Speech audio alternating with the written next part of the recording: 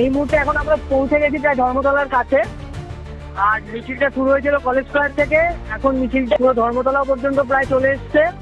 আর মিছিলে সায়নী ঘোষ আর তৃণমূলের দুটো নেতারা যোগদান করেছেন।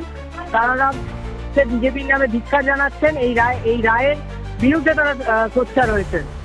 তারা এই 26,000 জন, প্রায় 26,000 চাকরি প্রার্থীর চাকরি চলে যাওয়ার কারণে তারা এই মিছিলে তার প্রতিবাদে সোচ্চার হয়েছেন। তারা এই মুহূর্তে হেঁটে হেঁটে প্রায় ধর্মতলার কাছে পৌঁছে গেছেন। এখন ধর্মতলার গরিমা ক্রসিং যে শেষ হবে, এখন প্রায় আমরা ধর্মতলার কাছে পৌঁছে গেছি। জিন্দাবাদ জিন্দাবাদ